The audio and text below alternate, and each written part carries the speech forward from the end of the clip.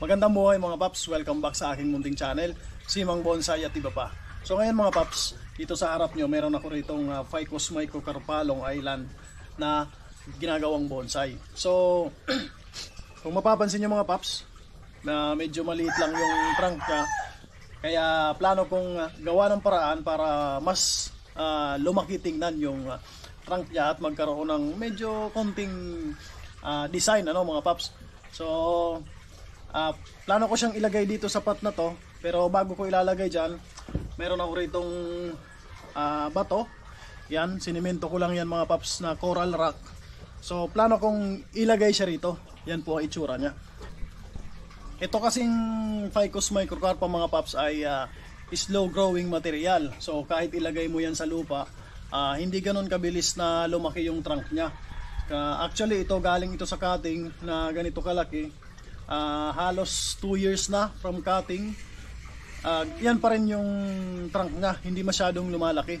So para mas magmukhang malaki yung kanyang katawan, yung base at yung trunk, ilalagay ko siya sa bato. So susubukan natin na ikabit siya doon sa bato. Hindi rock clasping, hindi yung root over rock. Yung katawan mismo mga paps, yung trunk na mismo ang ipupulupot doon. So tara mga paps, samahan niyo po ako.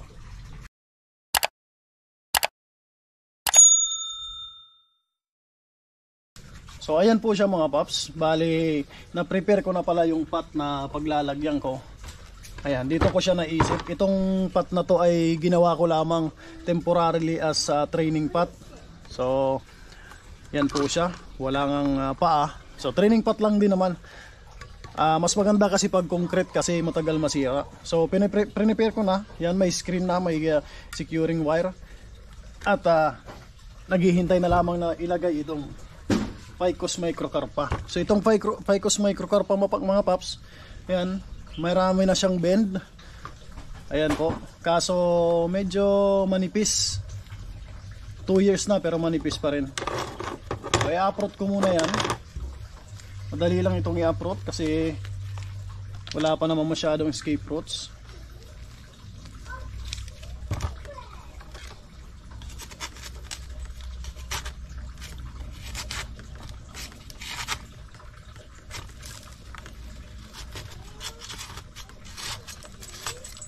So ilusin lang natin konti yung soil para makuha agad. So ayan po mga paps. Yan, kukunti po yung kanyang roots. Yan po. Pero buhay na po yan. So dito ko po siya mga paps planong ikabit. Titingnan ko kung ano yung magandang forma. So hindi ko alam kung bakit sobrang konti ng kanyang roots. 2 years na yan from cutting. Tapos ganyan pa rin yung roots niya. Actually river sand naman yung soil medium. Kaso hindi ko alam bakit ganyan. Pero yung kanyang katawan mga paps ay okay naman, buhay na buhay naman. Yan po siya. So susubukan ko siyang pakapitin dito.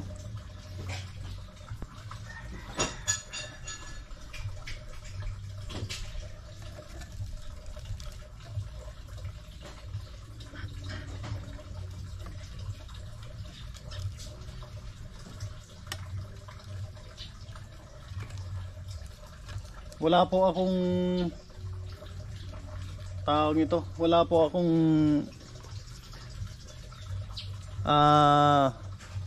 limestone rock, kaya gumawa lang po ako sa coral rocks mga paps. Sa tingin ko mga paps, pwede yung ganyan ganyang forma, pero ayusin pa natin. Tingnan natin kung maipapasok natin ito. Tanggalin muna natin yan.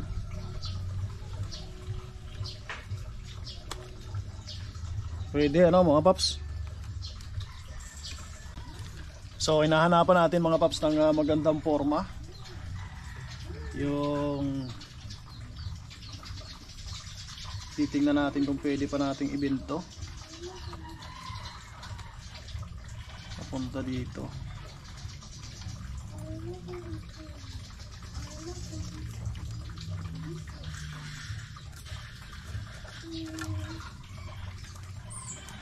Siguro dito na lang, mas maganda.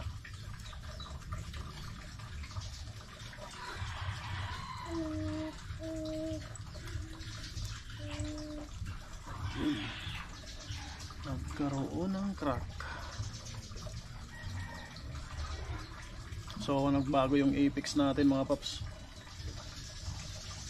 So nagkaroon ng crack yung mga ano niya, yung katawan. Pero hindi bale mga paps, hanggat hindi naghihiwala yung ibang bark niya, buhay pa rin po yan. So sa tingin ko mga paps ay pwede na yung ganitong forma, no? Kung mapapansin nyo yan. Nakikita nyo po ba yan?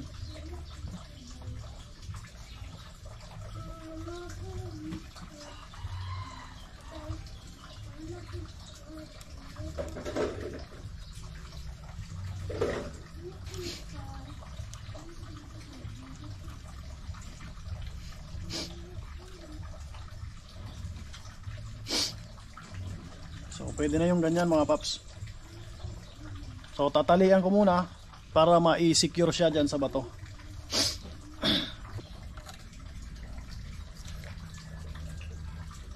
So isi-secure ko muna yan mga paps. Gagamitan ko lang siya ng goma. Hindi na wire yung gagamitin kong pang secure kasi baka ma-damage pa yung bark at yung katawan. Kaya goma na lang.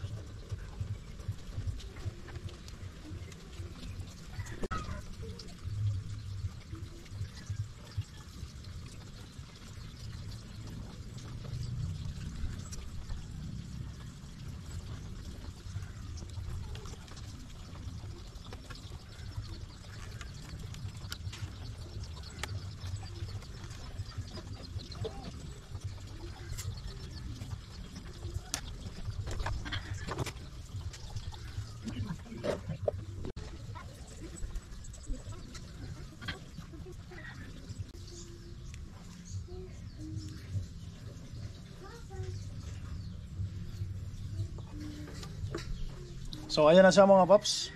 Medyo nakikita na yung kanyang itsura doon sa bato.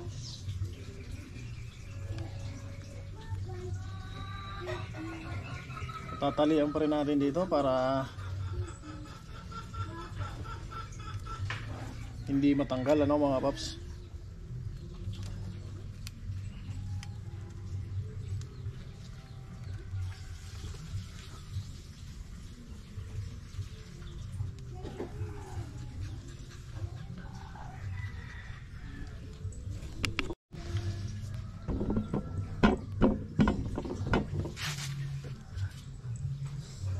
So mga paps, natapos ko na maikabit sa bato itong aking Ficus microcarpa. Ayan na po siya.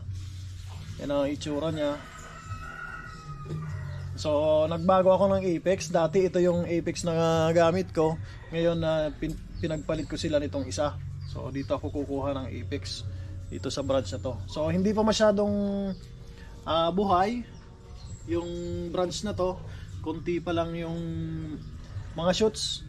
So sana ay maano yan, dumami mga paps. Pero dadami yan. Mabilis lang dumami yung mga shoots ng Ficus microcarpa. So ngayon po mga paps, ang susunod nito ay ilalagay ko na siya doon sa pot. So since nandito lang naman yung roots niya, dito po ako magfo-focus na ito yung dapat makaabot doon sa training pot. So tara.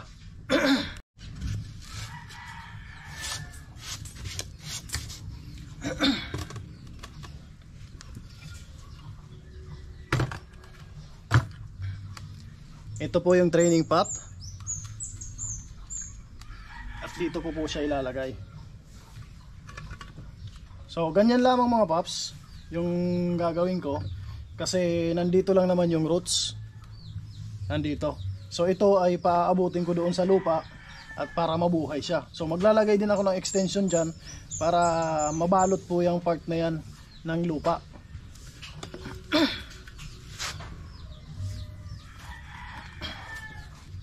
So lalagyan ko muna siya mga paps ng soil.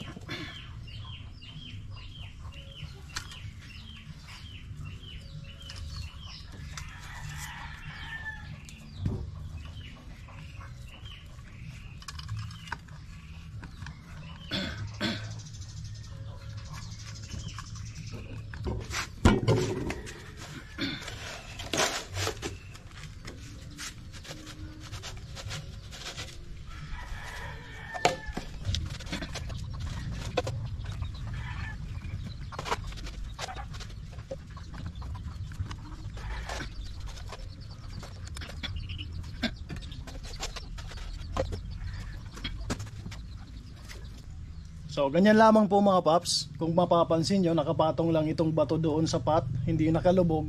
Maglalagay lang ako ng extension pot dito para itong roots ay matabunan ng lupa at kumalat yung kanyang roots dyan sa pot mismo. So ganyan na po siya.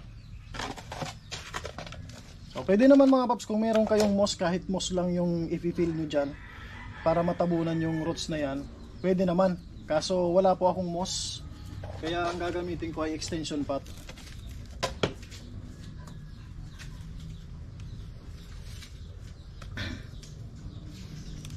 So para po hindi magalaw itong bato, lalagyan ko po siya nitong securing wire. Yan, kaso hindi umabot yung ating wire, kaya dudugtungan na lang. So ayan po mga paps, dudugtungan ko itong securing wire para umabot, ano? Kasi umiksi dahil mahaba yung bato.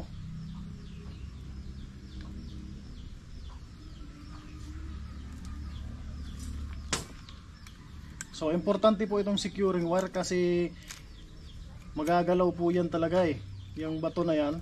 Para hindi siya magalaw, gagamitan natin ito. Pero pag kumapit na po yung roots nitong ating material na Ficus microcarpa, magiging matibay na rin po yan.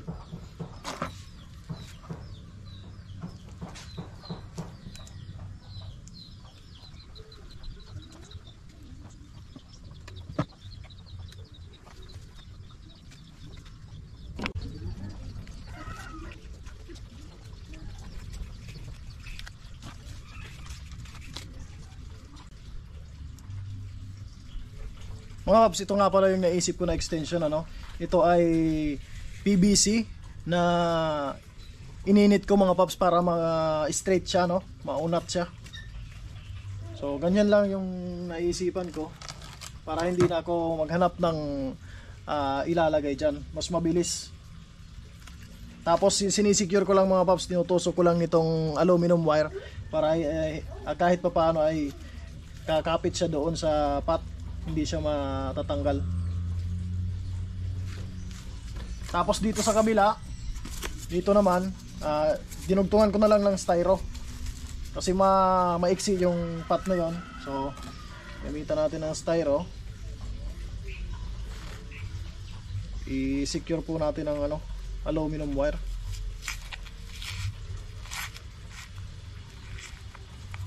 Yan, para hindi siya matanggal.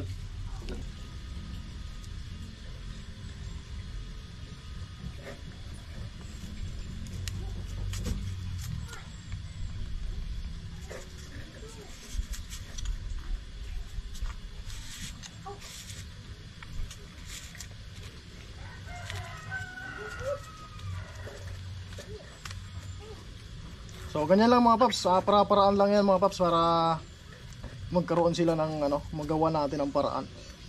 So ayan, nakalagay na po, pipil upan ko na to.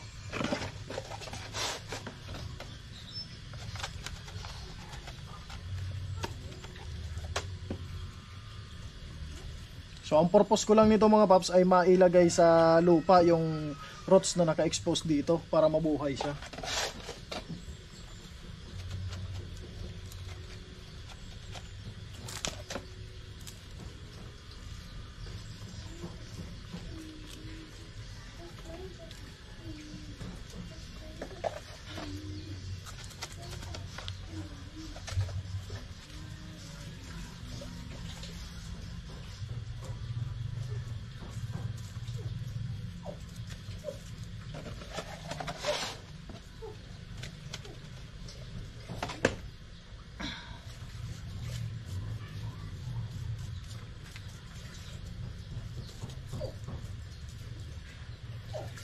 Yan.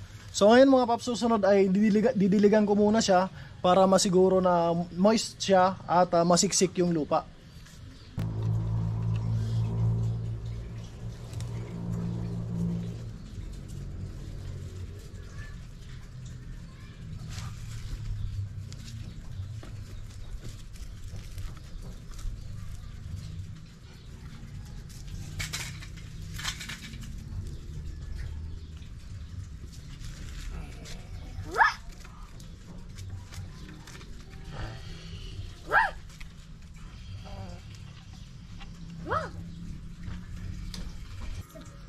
So dahan-dahan lang mga paps yung pagdidilig para hindi matapon yung lupa, hindi maubos.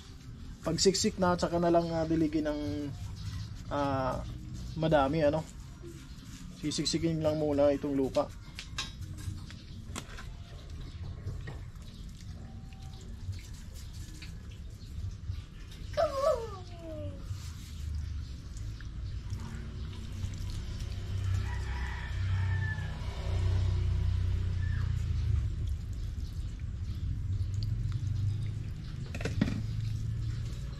So dagdag na rin mga paps sa aesthetic ng bonsai itong bato na to.